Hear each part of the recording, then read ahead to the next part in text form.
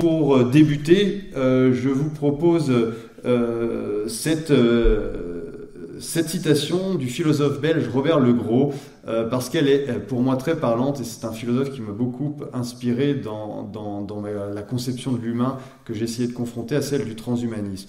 Et donc je reprends de Legros cette interrogation qui sera un peu un fil rouge tout au long de la présentation, si vous voulez. Donc Legros nous dit: comment penser l'idée fragile et mortelle d'humanité, et comment veiller à la faire vivre en un temps où les projets les plus généreux et les plus prometteurs, où les transformations qui faisaient naître l'espoir d'une émancipation enfin conquise, d'un bien-être pour tous enfin acquis, d'une civilisation enfin épanouie, ont conduit, par la force des armes ou par celle de la douceur, vers une profonde déshumanisation.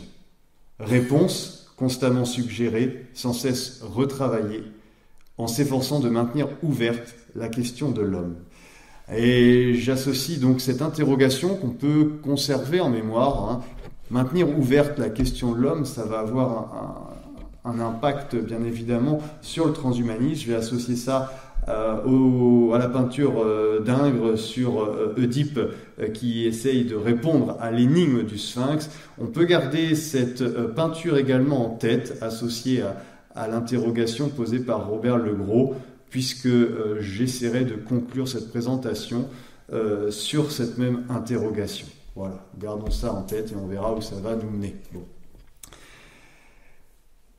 Effectivement, quand on regarde un petit peu l'histoire de l'humanité, plus encore depuis quelques décennies, on s'aperçoit qu'il y a de nombreux projets qui, aujourd'hui encore, tentent de justifier une transformation généreuse, pour reprendre les mots de Legros. Voilà, c'est la machine qui ne veut pas que je parle. Ah, si, peut-être on va suivre.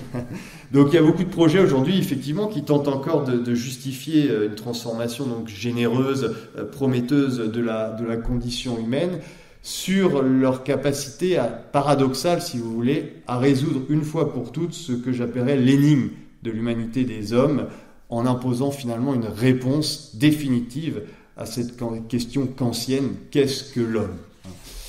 Et le transhumanisme ferait peut-être partie de ces projets contemporains qui, en apparence, semblent constituer un progrès significatif pour l'humanité, à travers la possibilité technoscientifique d'une vie plus longue, en bonne santé, on y reviendra. Mais il faut néanmoins, je pense, questionner ces apparences afin de voir ce qui se joue réellement, au-delà peut-être d'un certain engouement pour les promesses technoscientifiques et pour l'avènement d'un humain dit augmenté. Car effectivement, si on regarde le transhumanisme, on voit qu'il souhaite faire advenir la fameuse mort de la mort, pour reprendre le titre de l'ouvrage de l'urologue et chef d'entreprise français Laurent Alexandre. Mais finalement, derrière cette volonté-là de faire advenir la mort de la mort, le transhumanisme en lui-même, il n'interroge pas véritablement le monde dans lequel cette promesse pourrait se concrétiser. Alors, vivre plus longtemps en bonne santé, très bien, mais dans quel monde en fait ? C'est aussi ça qu'il faut prendre en compte, ce que le transhumanisme ne semble pas faire. Parce que vivre plus longtemps, en bonne santé, je pense que nous serions tous et toutes d'accord, effectivement, mais si c'est pour vivre plus longtemps en bonne santé dans un monde soumis toujours davantage aux injustices sociales, aux inégalités sociales, aux désastres environnementaux, à l'étiolement aussi des liens sociaux, est-ce que cette vie vaut vraiment la peine d'être vécue plus longtemps en bonne santé ? Ce sont des questions philosophiques, éthiques qu'il nous faut questionner et qu'il nous faut associer, je pense, au transhumanisme. Et ça m'a fait penser aussi à cette quatrième de couverture d'une vieille édition d'Ainsi par les Zarathustra de Nietzsche, qui disait effectivement, peut-être qu'on peut mourir d'être immortel. Donc on essaiera de questionner cette ambiguïté du transhumanisme.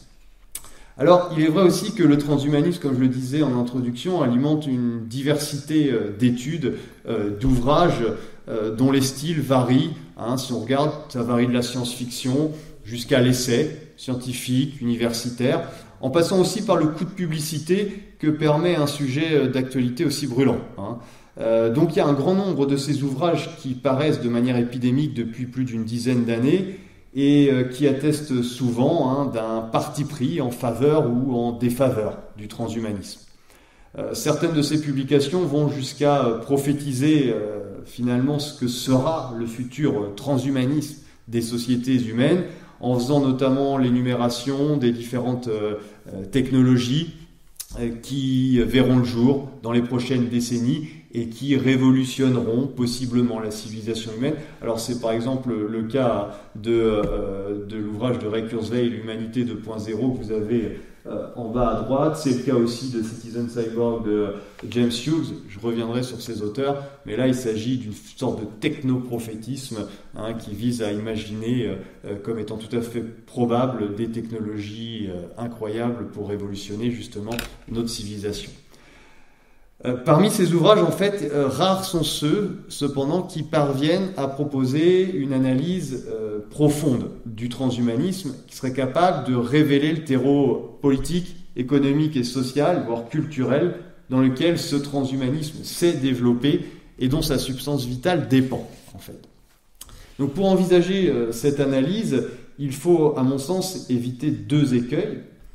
Le premier consiste à associer le transhumanisme un petit peu à l'idéologie de notre siècle, capable de faire advenir à elle seule une sorte de nouvelle promesse ou pour certains un nouveau totalitarisme technologique et eugénique. Et ce n'est pas le cas. Le transhumanisme n'est pas une idéologie à elle seule, en fait, dans la mesure où le transhumanisme n'est pas cette technique devenue autonome, comme pouvait le théoriser le philosophe français spécialiste de la technique Jacques Ellul. Le transhumanisme, il est une orientation idéologique de la technique par les valeurs dominantes de la société dans laquelle il se développe, c'est-à-dire des sociétés capitalistes néolibérales. On y reviendra. Donc il ne faut pas penser que le transhumanisme, c'est une idéologie tout à fait nouvelle, capable de nous emmener dans une sorte de régime totalitaire hautement technologique. Et le deuxième écueil consisterait à réduire à l'inverse le transhumanisme à une espèce de simple fable technologique, ce qui serait là mésestimer ses conséquences dans la reconfiguration de l'humain et des sociétés. Parce que le transhumanisme a bien évidemment des impacts considérables. Donc ces deux conceptions, ces deux écueils auraient tendance à projeter la vision d'un transhumanisme, encore une fois, indépendant des cadres épistémiques et du système d'organisation politique dans lequel il se développe. Donc, si vous voulez, on a des fois un pessimisme frôlant le catastrophisme, et de l'autre côté, on a un technoprophétisme aveuglé par les prévisions science-fictionnelles.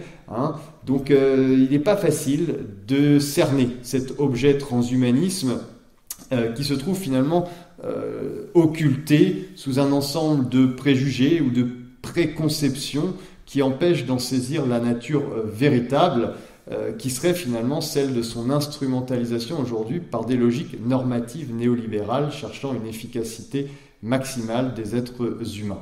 J'y reviendrai. Alors, dans ce contexte, est-ce qu'on peut parler d'une éthique transhumaniste ou, pour le dire autrement, la promotion de l'augmentation technologique de l'humain, est-ce qu'elle constitue une évolution véritablement émancipatrice pour l'espèce humaine, ou est-ce qu'elle provoquerait au contraire une forme inédite de déshumanisation ou d'aliénation?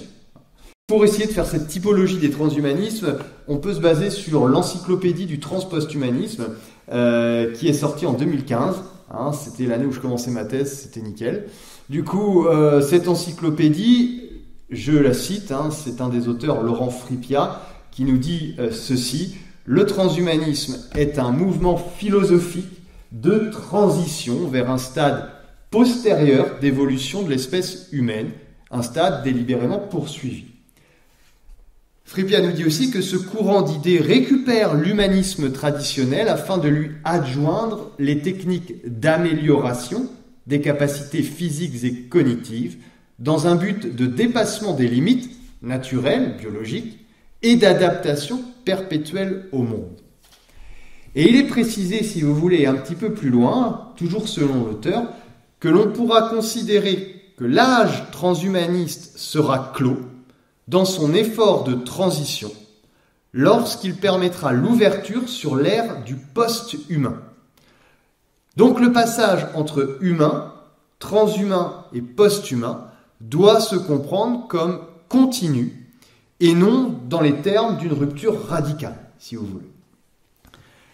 Donc quand on a cette définition, on perçoit la distinction qui est à opérer quand on évoque les termes de transhumanisme et de post-humanisme.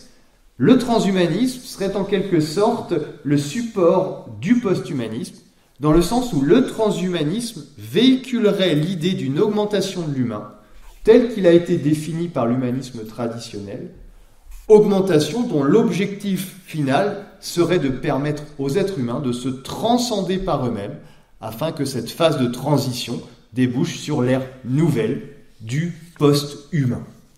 Alors, en revanche, quand j'ai essayé de définir avec exactitude le post-humanisme, eh bien, je me suis aperçu que c'était une étape périlleuse, parce que ce concept, il est tout à fait récent, et il est au cœur d'un débat philosophique très controversé.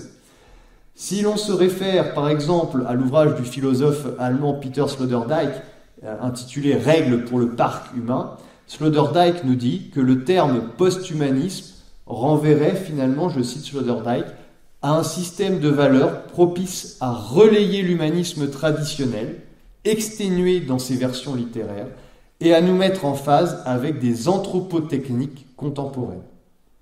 Donc, qu'est-ce que ça veut dire? Si le transhumanisme prétendait, lui, s'inscrire dans la continuité de l'humanisme traditionnel, le post-humanisme n'aurait quant à lui plus rien à voir avec cet héritage des Lumières, mais il ferait de cet héritage un stade obsolète de l'histoire de l'humanité, un stade qu'il faudrait chercher à dépasser.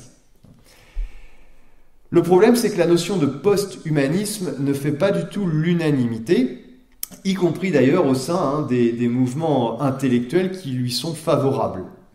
Et les principaux acteurs de ce courant ne parviennent pas en fait à s'unir autour d'une idée identique de ce que doit être le post-humanisme. Et du coup, vous n'avez aucune homogénéité doctrinale qui ne fonde ce concept de post-humanisme. Donc là, je vous ai mis une photo pour essayer d'exemplariser le propos. Bon, le transhumanisme, c'est Chaplin à qui on fait tester une machine qui doit lui permettre de manger plus vite pour aussi travailler plus vite, c'est les temps modernes. On augmente l'humain là dans son efficacité par une technologie qui n'est pas encore, qui ne fait pas encore de Chaplin un post-humain. Et l'autre image, là, vous avez un artiste qui s'est fait greffer, si vous voulez, un objet technologique directement connecté à son cerveau et qui lui permet de transcrire les couleurs en pensée. Bon, là, vous avez, vous voyez, dans le post-humanisme, un des exemples parmi tant d'autres de ce que pourrait être le post-humain, mais il n'y a pas un idéal type défini de post-humain. Mais vous comprenez que la technologie est beaucoup plus invasive dans le cas du post-humain. On se rapprocherait de l'image du cyborg. Là, c'est beaucoup plus invasif que des techniques qui sont utilisées pour améliorer l'efficacité quotidienne, par exemple. On peut également prendre à titre d'exemple différents auteurs parmi les plus connus du transhumanisme. Tout en haut à gauche, vous avez Nick Bostrom, si vous voulez. Pour Nick Bostrom, c'est le fondateur de l'Association mondiale du transhumanisme. Bostrom, il revendique quoi? Il revendique l'utilisation des biotechnologies afin de réaliser la perfectibilité, dit-il, et le bien-être de l'ensemble de l'humanité. Donc là, on est sur quelque chose censé améliorer le confort d'existence et les conditions, par exemple, de travail, les conditions aussi de vie, etc. À côté de lui, vous avez un ingénieur, un homme d'affaires très connu qui a été président aussi de l'ingénierie de Google, qui est Ray Kurzweil. Et Ray Kurzweil, lui, il prétend préparer la venue de ce qu'il appelle une singularité. On y reviendra. Une singularité qui tendra finalement à faire de l'espèce humaine un stade complètement obsolète de l'évolution.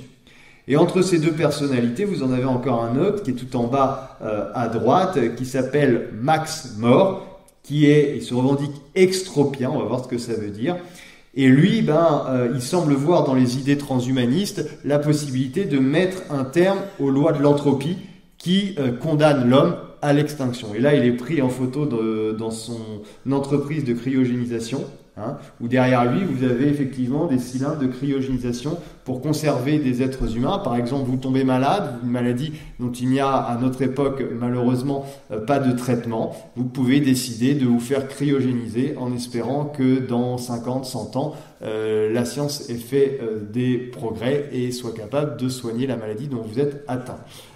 Moyennant finances, bien évidemment, et en espérant que la Terre ne soit pas effondrée d'ici là. Donc, vous voyez un petit peu que c'est pas évident de définir précisément le post-humain, le post-humanisme, et c'est notamment ce qu'indique le philosophe Jean-Michel Beignet lorsqu'il dit qu'il est effectivement difficile dans ces conditions de faire allégeance à quelque chose qui se nommerait transhumanisme et qui dessinerait les contours du post-humain. Beignet nous dit, tantôt l'intention semble hyper humaniste, perfectionner l'homme, on reviendra sur le caractère de perfectibilité, tantôt elle paraît cynique, abandonner l'homme pour une autre espèce. Donc Beignet nous dit, dans le premier cas, le post-humain ne serait guère davantage que ce qu'on nomme de plus en plus communément l'homme augmenté. Dans le second, il désignerait un être inédit, produit de l'émergence autorisée par les variations induites par les manipulations technologiques, nous dit Beignet dans l'encyclopédie du trans-post-humanisme. Donc vous comprenez que entre finalement un simple plaidoyer en faveur des biotechnologies et une utopie qui dessinerait les contours d'une nouvelle humanité, le post-humanisme ne se prête à mon sens que trop difficilement à une définition fixe et unanime. On peut cependant essayer ce soir de l'envisager comme l'objectif du mouvement transhumaniste, c'est-à-dire le post-humanisme serait cette étape ultime qui donnerait naissance à une nouvelle forme d'humanité caractérisée par la rencontre entre les nanosciences et la génétique et qui aura permis de refaire la nature humaine à l'aide des biotechnologies, comme le souhaite notamment Nick Bostrom. Alors, les finalités de ces transformations biotechnologiques semblent être présentées par les transhumanistes comme véritablement l'avenir de l'humanité, comme la source d'un progrès considérable. Et il est significatif de constater qu'un pareil progrès nécessite la vision d'un humain désormais compris comme un matériau, comme un support dans un développement qui favoriserait l'accès à ce stade supérieur de l'évolution humaine. Si on se réfère à l'article 1er de la déclaration transhumaniste, on s'aperçoit que cette conception du progrès, elle semble désormais liée uniquement à une capacité extérieure à l'homme d'engendrer une amélioration de son existence et de la société. L'article 1er, vous l'avez ici, nous dit « L'avenir de l'humanité va être radicalement transformé par la technologie. Nous envisageons la possibilité que l'être humain puisse subir des modifications telles que son rajeunissement, on l'évoquait, l'accroissement de son intelligence par des moyens biologiques ou artificiels, la capacité de moduler son propre état psychologique, l'abolition de la souffrance et l'exploration de l'univers qui est effectivement un autre des aspects du transhumanisme, découvrir de nouvelles planètes à coloniser. On peut ajouter à cet article 1 l'article 7, je l'ai sélectionné parce que il semble significatif des modifications prévues et qui sont promues par le transhumanisme en se référant à un certain idéal du progrès humain. L'article 7 nous dit « Le transhumanisme englobe de nombreux principes de l'humanisme moderne et prône le bien-être de tout ce qui éprouve des sentiments, qu'ils proviennent d'un cerveau humain, artificiel, post-humain ou animal. » Il y a aussi une défrontiérisation et peut-être aussi la fin d'un certain ethnocentrisme de l'humain. Là, le transhumanisme essaierait aussi de considérer l'augmentation d'un ensemble de vivants en n'ayant plus cette variable morale, l'humain par rapport à l'animal ou par rapport au cyborg. Il faudrait réussir à accueillir ces différentes moralités à travers leurs évolutions. L'article 8, lui aussi, poursuit cette idée en défendant vraiment la liberté des individus à choisir les manières dont ils souhaitent capaciter leur potentiel. Le terme est souvent utilisé par les transhumanismes. Il faut capaciter notre potentiel. Et ils défendent donc cette liberté allant jusqu'à défendre un aventurisme. Hein. Il ne faut aucune barrière au développement technoscientifique, aux essais, aux innovations. Et l'article 8 nous dit « Nous préférons laisser aux individus un large choix concernant la façon dont ils souhaitent capaciter leur vie. » Cette position inclut la possibilité de recourir à des techniques qui pourraient être développées pour soutenir la mémoire, la concentration et l'énergie mentale, des thérapies d'extension de la durée de vie, des technologies de maîtrise reproductive, la cryogénie, de nombreuses autres technologies de modification de l'humain et d'amélioration possible de l'être humain. Donc, vous comprenez, je pense, que là, l'enjeu qui est accordé aux biotechnologies est tout à fait inédit. Hein. C'est un enjeu qui engage non seulement de nouvelles possibilités de maîtrise de la nature, mais également la fabrication d'une nouvelle représentation de l'homme et de son humanité. Et le fait est, quand vous écoutez un petit peu les discours des différents technoprophètes, c'est comme ça qu'ils se nomment dans la Silicon Valley, eh bien, vous voyez que le transhumanisme a tendance à s'ériger et à faire de ces promesses technoscientifiques une sorte de nouvelle religion, presque un nouveau Dieu, hein, qui serait source d'un signifiant finalement transcendant pour l'humain, capable de lui finalement certifier une existence conforme au contenu que les technosciences auront déterminé en fonction de leurs évolutions. C'est-à-dire maintenant, notre salut dépend d'une nouvelle force qui n'est plus en notre possession, mais qui doit être recherchée dans l'aventurisme, dans l'innovation constante, et il faudra nous y adapter. C'est la définition du transhumanisme, nous permet de nous adapter toujours plus au monde que les technosciences façonnent. On reviendra sur cette question-là. Alors, je vous ai montré aussi voilà, quelques domaines scientifiques qui sont utilisés. Alors, les nanotechnologies que vous avez en haut à gauche, ça serait par exemple développer des nanorobots capables de circuler dans les systèmes sanguins et capables de détecter des cellules cancéreuses avant qu'elles ne soient trop endommagées. Et peut-être même à terme, ces nanorobots seraient capables de les soigner.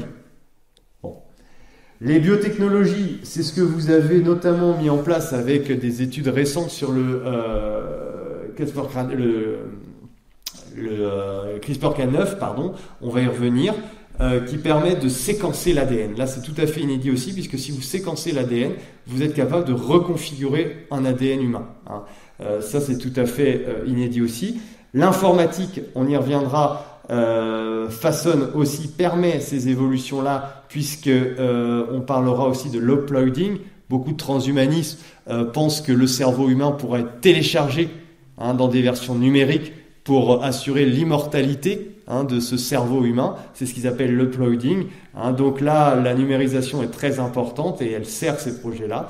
Et enfin, la cognition, c'est développer, améliorer l'ensemble des facultés cognitives de l'être humain, notamment, et j'y reviendrai, avec tout un ensemble de technologies directement greffées aux différentes parties du cerveau, ce qui est un peu particulier. Il y a quand même dans le transhumanisme des courants majeurs, dominants, et des courants mineurs. Les courants majeurs, vous le savez j'imagine, ils se situent aux États-Unis et ils sont d'obédience libertarienne. C'est quoi le libertarianisme? C'est-à-dire empêcher toute intervention de l'État, limiter l'État au maximum pour qu'il n'intervienne pas, ce qui doit permettre de procéder à toutes les innovations technoscientifiques possibles et à être capable de débloquer des fonds colossaux pour permettre cet aventurisme technoscientifique. Principalement localisé dans la Silicon Valley, le transhumanisme libertarien américain se divise en deux. Encore une fois, dans la Silicon Valley, c'est le haut lieu, bien évidemment, de la culture technologique et des recherches avancées en matière de NBIC. NBIC, N de nanotechnologie, B de biotechnologie, C pour cognition, et NB, pardon, I pour informatique, C pour cognition. C'est ça les NBIC, nanotechnologie, biotechnologie, informatique et cognition, sciences cognitives. Donc, le transhumanisme d'obédience américaine, je l'ai dit, se divise en deux catégories. Vous avez d'un côté le mouvement dit des extropiens. Alors, le mouvement des extropiens, Il est représenté effectivement, j'ai déjà dit, par la personnalité de Max More, qui est un philosophe américain à l'origine de la création de l'Extropy Institute et qui revendique l'usage des technosciences pour effectivement endiguer tous les processus anthropiques qui condamnent les êtres vivants au dépérissement et à la mort. Donc là, on est vraiment dans empêcher la mort d'arriver par l'absence de dégradation des cellules. Donc l'évolution des technosciences permettrait pour More, si vous voulez, de faire triompher l'extropie et de proposer aux individus la mortalité. En fait, les transhumanistes, ils n'aiment pas parler d'immortalité parce que la mortalité, au contraire, permet à celles et à ceux qui le veulent de sortir du cycle de l'entropie, donc de la mortalité, mais avec la possibilité d'y revenir s'ils le souhaitent au bout d'un moment. C'est-à-dire que vous pouvez choisir d'être immortel, mais rien ne doit vous empêcher de redevenir mortel si vous le souhaitez. Bon, si on a téléchargé votre cerveau sur un support numérique, peut-être que c'est pas évident de retrouver un corps après. Bon, quoi qu'il en soit, effectivement, eux, ils parlent, les extropiens, d'immortalité et non d'immortalité. L'immortalité serait, pour eux, finalement, quelque chose d'irrévocable. Donc, il y a, encore une fois, la mortalité, ça joue aussi avec leur capacité de pouvoir changer en permanence son état, soi-disant. Donc, ils parlent d'immortalité pour, encore une fois, interrompre ce processus anthropique qui nous pousse à la mort, avec cette possibilité d'y renoncer, de réinscrire sa vie dans un processus biologique si on ne souhaite plus continuer à vivre. Bon. More, je l'ai dit, le fondateur aussi d'une société de cryogénisation qui s'appelle Alcor Life Extension Foundation, qui propose effectivement de congeler des corps humains ou des animaux afin de les décongeler quand les progrès technoscientifiques permettront la réalisation de cette immortalité. Alors il y avait des films, un vieux film, je ne sais pas si vous l'avez vu, qui s'appelle Vanilla Sky, où Tom Cruise précisément s'est fait cryogéniser. Ça bug un moment. Mais c'est un film qui est intéressant si ça vous intéresse de regarder ça. Et si vous voulez, cette immortalité, elle pourrait notamment se faire, je l'ai dit, à travers ce que More appelle une duplication digitale de l'esprit, c'est le mind uploading, sur des supports numériques inaltérables comme le silicium, par exemple. Alors comment More définit son extropianisme? Il nous dit que c'est une philosophie transhumanisme. Et il nous dit, nous défions la notion d'inévitabilité du vieillissement et de la mort, et nous cherchons à apporter continuellement des améliorations à nos capacités intellectuelles, physiologiques, et à notre développement émotif. Nous voyons l'humanité comme une étape transitoire dans le développement évolutionnaire de l'intelligence. Nous préconisons l'utilisation de la science pour accélérer notre transition de l'état humain à la transhumaine ou à une condition post-humaine. Bon, là on est dans le cas classique de la définition du transhumanisme. De l'autre côté, vous avez le mouvement des singularitariens qui est dominé par la figure de Ray Kurzweil, qu'on a déjà vu, qui est l'un des principaux représentants, et qui va défendre, lui, l'avènement prochain de ce qu'il appelle une super-intelligence, qu'il nomme la singularité, produite bien évidemment par les évolutions technoscientifiques, et il faut essayer d'anticiper cette super-intelligence, de l'accompagner, afin qu'elle profite pleinement aux êtres humains. Et alors, les êtres humains pourront se transcender grâce à cette super-intelligence et parvenir à cette fameuse étape supérieure, inédite de l'évolution humaine. Donc au-delà de cette singularité technologique, à la manière, vous l'aurez compris peut-être, d'une singularité gravitationnelle, singularité dans l'astrophysique, c'est le point d'un trou noir au-delà duquel on n'a plus aucune connaissance, on ne sait pas ce qui se passe, eh bien il reprend cette notion pour dire, il y aura un moment, on ne sait pas ce qui va se passer avec l'évolution des technologies. Ça va être énorme et on ne saura pas. Mais c'est pas grave, il faut y aller quand même parce que ça va être génial. Donc voilà ce qu'il nous dit et que ça nous permettra bien évidemment d'évoluer pour lui. Donc pour comprendre et pour s'adapter à ces évolutions engendrées donc, par cette super intelligence artificielle, les êtres humains devront s'augmenter technologiquement pour accompagner cette possibilité dont on ne connaît pas les formes mais qui sera absolument grandiose. Et Kurzweil témoigne de la manière suivante de sa prise de conscience d'une singularité prochaine. En essayant de la définir, il dit, je le cite, dans son ouvrage Humanité 2.0, la Bible du changement, le titre complet, ce qui laisse aussi supposer du rapport possiblement à la religiosité du transhumanisme. Il nous dit « Je suis progressivement devenu conscient de l'imminence d'un événement qui allait tout transformer pendant la première moitié du XXIe siècle. Tout comme un trou noir dans l'espace modifie de façon très importante les motifs de la matière et de l'énergie qui accélèrent vers son horizon, l'imminence de cette singularité dans notre futur est en train de transformer chaque institution et chaque aspect de la vie humaine, de la sexualité et de la spiritualité. Mais qu'est-ce donc que la singularité ? C'est une période future dans laquelle le rythme du changement technologique sera tellement rapide, son impact si important, que la vie humaine en sera transformée de façon irréversible. Ce sont des affirmations qui ne sont pas nécessairement fondées non plus, qui participent d'une sorte de techno-prophétisme encore. Et ça fonctionne beaucoup dans certains secteurs américains aussi, bien évidemment. Donc, ces deux courants qu'on vient d'aborder très rapidement ne rattachent pas leurs ambitions à un régime politique particulier. Et ils ne semblent pas non plus prescrire un cadre spécifiquement démocratique comme garde-fou au développement technoscientifique.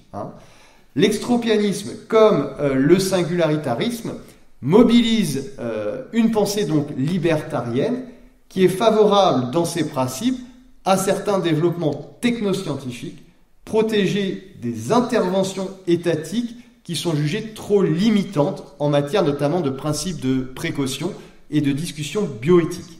Donc, le libertarianisme favorise l'autotransformation des individus.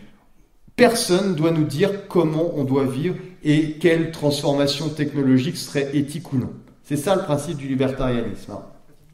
Donc à partir de là, ils énoncent également, vous l'aurez compris, l'absolue propriété de soi qui permettrait à chacune et à chacun d'expérimenter comme il l'entend, comme elle l'entend, toutes les formes d'augmentation technologique souhaitées.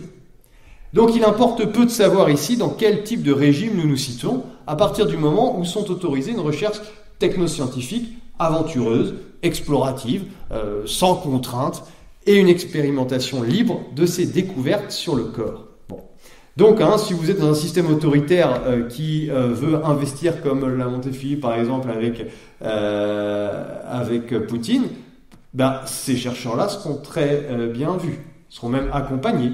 Peu importe, on ne sait pas trop d'ailleurs finalement quelles seront ici précisément les finalités de ces évolutions technologiques dans des systèmes autoritaires.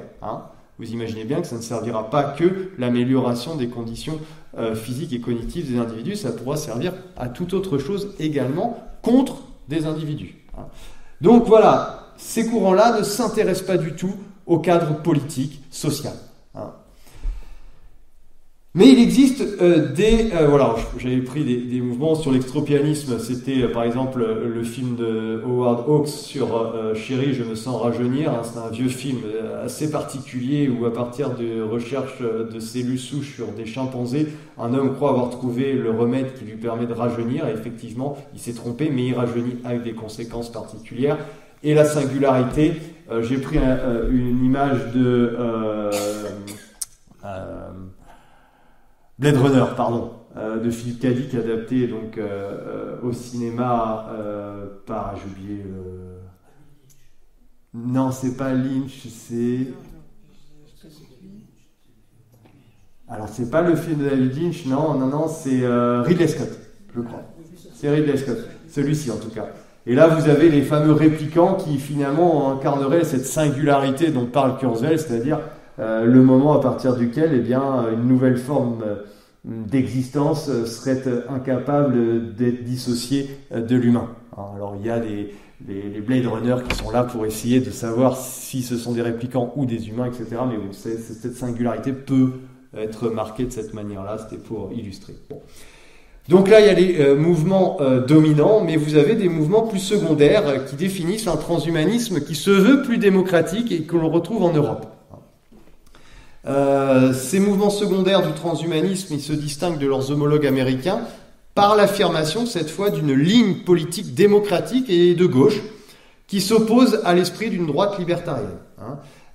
Pour eux, les avancées technoscientifiques doivent respecter un certain nombre de principes compatibles avec une direction démocratique des sociétés, notamment des principes de justice sociale et du coup un accès égalitaire aux biens de l'augmentation technologique.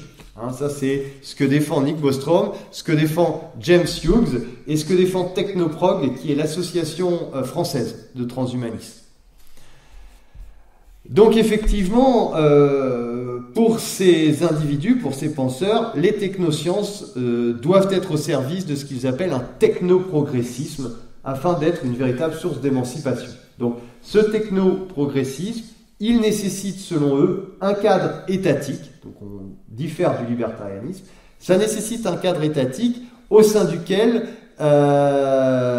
il faudra pouvoir mettre des limites, guider ce technoprogressisme en vue, encore une fois, d'une certaine justice sociale pour ne pas servir un marché de la concurrence trop inégalitaire et qui donnerait à voir une configuration, on peut dire, dualiste des sociétés futures avec une sorte de marché à deux vitesses, entre d'un côté les individus qui pourraient accéder financièrement aux meilleures technologies de l'augmentation et d'un autre côté ceux qui devraient se contenter des technologies de seconde main, moins efficaces, moins fiables, etc. Ce qui ferait une médecine augmentative à double vitesse qui serait particulièrement problématique, bien évidemment. Bon, alors cette configuration inégalitaire, elle engendrerait une société, on le comprend pour ces transhumanistes, qui serait profondément discriminante, puisque les individus qui n'auraient pas accès aux derniers moyens d'augmentation seraient nécessairement moins performants sur le marché de l'employabilité, ils évoquent ça par exemple, et de manière générale, ils seraient beaucoup moins adaptés aux évolutions des sociétés technologiques, ce qui risquerait de poser problème. Donc pour eux, l'enjeu, si vous voulez, c'est de réussir à penser l'impact du développement technoscientifique à long terme afin d'anticiper les moyens de l'associer à la préservation du cadre démocratique des sociétés, ce que n'envisage absolument pas le transhumanisme américain. Donc, le transhumanisme dit démocratique européen préconise un encadrement des recherches et des innovations afin d'éviter précisément que l'aventurisme technoscientifique ne fasse émerger des technologies impropres à un avenir démocratique, un avenir que l'on souhaite égalitaire et progressiste.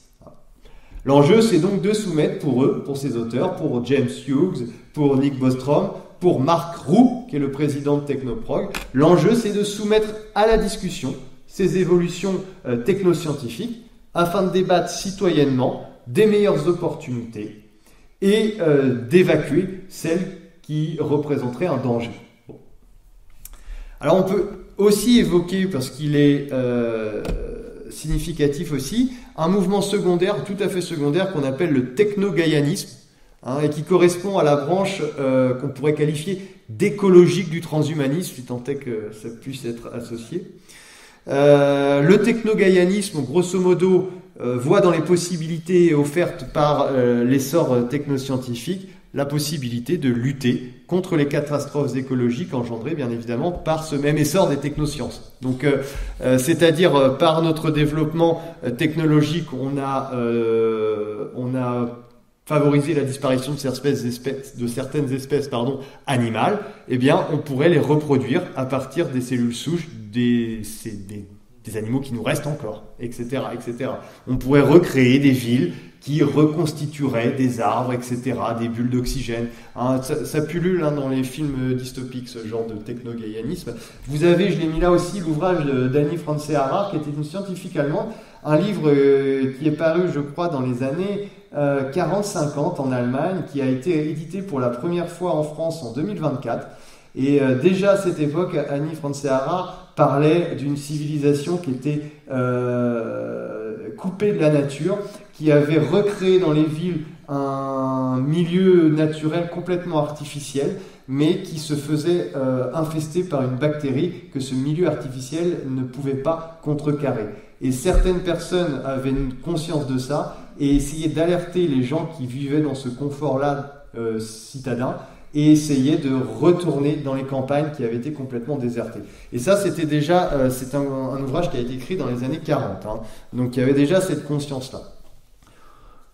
Grosso modo, le techno-gaïanisme, ça fait référence à la déesse primordiale de la mythologie grecque, la déesse mère de la terre, Gaïa, qu'on connaît, Et le techno-gaïanisme considère la technologie comme un pharmacone, c'est-à-dire la technologie, ça produit à la fois le poison mais aussi le remède. Hein. Donc, face aux enjeux écologiques, ce mouvement va préconiser le développement et l'utilisation des technologies alternatives propres, non polluantes, capables d'augmenter peut-être moins l'humain que son environnement en le restaurant. Hein.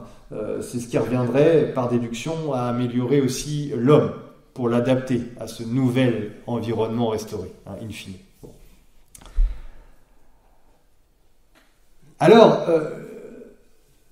il y a ici un problème dans ces deux transhumanismes, c'est que dans ces deux branches majeures et mineures, d'ailleurs il faut bien avoir à l'esprit que les transhumanismes américains n'en ont rien à faire des prétentions démocratiques et technoprogressistes des transhumanismes européens. Parce que tout simplement les transhumanismes américains, c'est eux qui ont les financements, les plus grandes entreprises, les avancées les plus importantes. C'est un complexe économique, politique, militaire, entrepreneurial qui est bien plus fort aux États-Unis, à tel point que de toute façon les technosciences qui arrivent dans nos sociétés, elles ne sont pas issues du transhumanisme européen démocratique. Elles viennent directement des États-Unis, voire de la Chine sous certaines formes.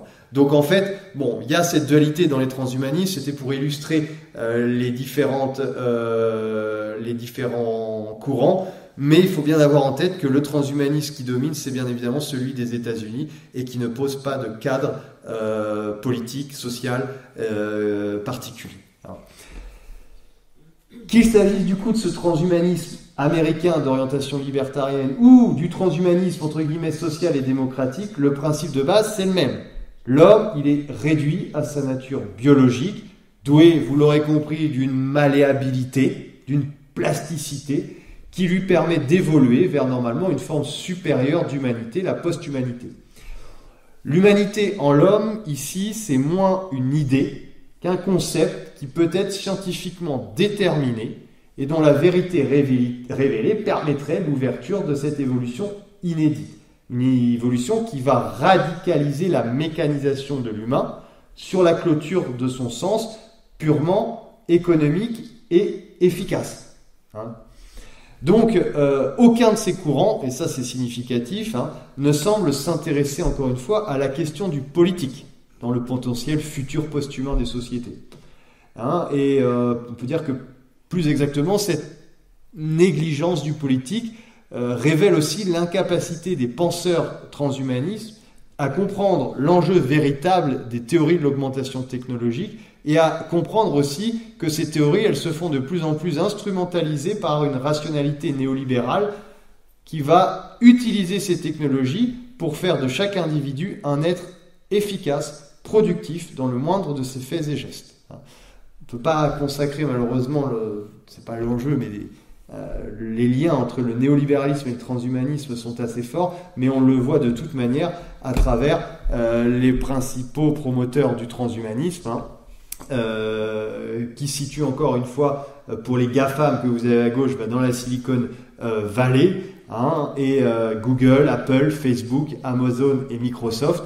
C'est eux qui opèrent depuis une dizaine d'années des actions de monopole des structures de l'intelligence artificielle. Maintenant, ces 5 entreprises détiennent jusqu'à plus de 90% des entreprises travaillant sur l'intelligence artificielle, ce qui pose un certain nombre de problèmes.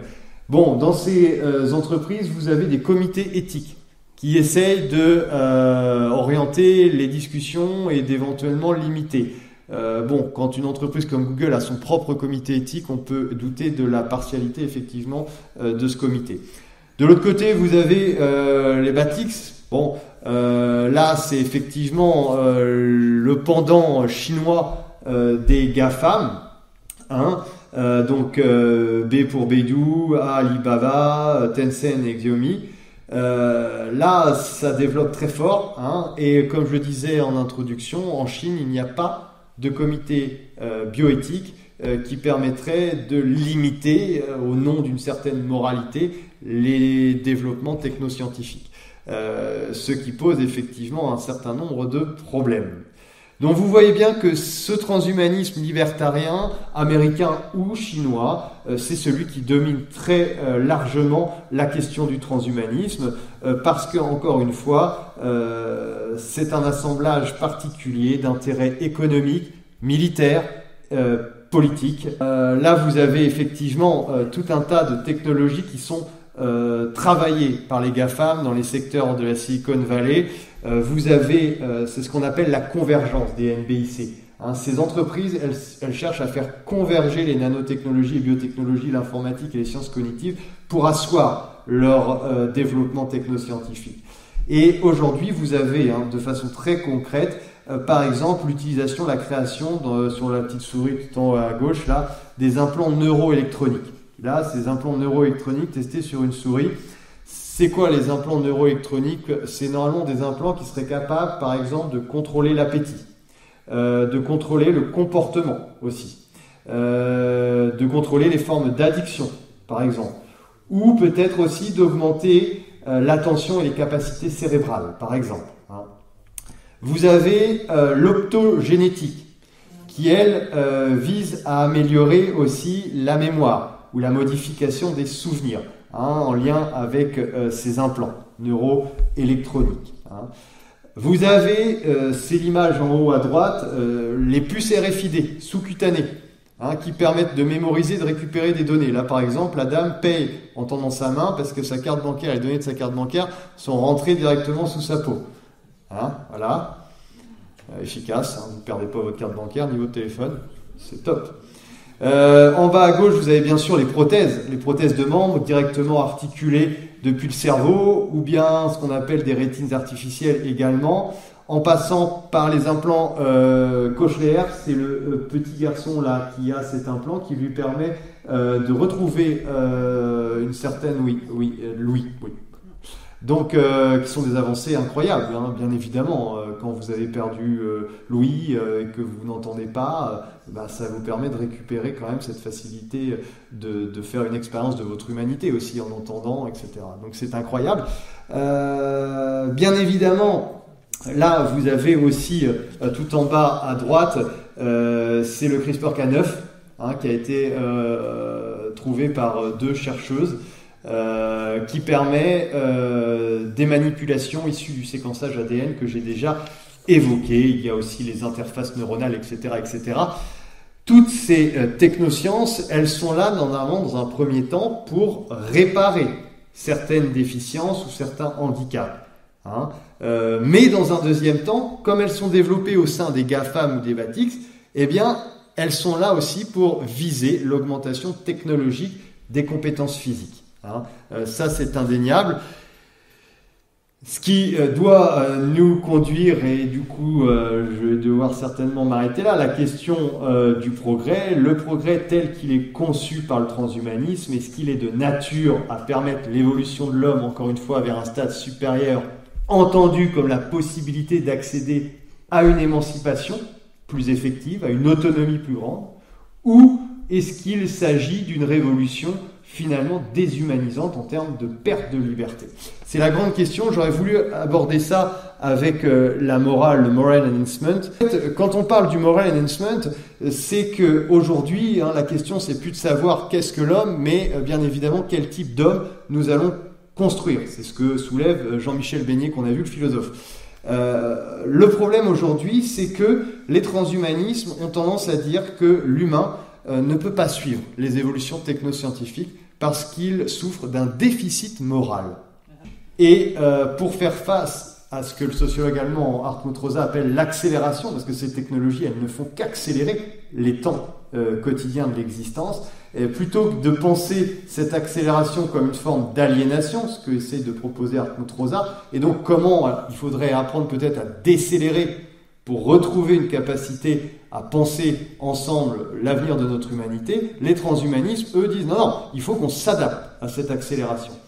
Le problème pour les transhumanistes, c'est certainement pas de penser leur révolution comme étant possiblement, finalement, néfaste. C'est de penser, je passe sur Élisée Reclus, c'est de penser que nous sommes pas du tout adaptés à cette accélération.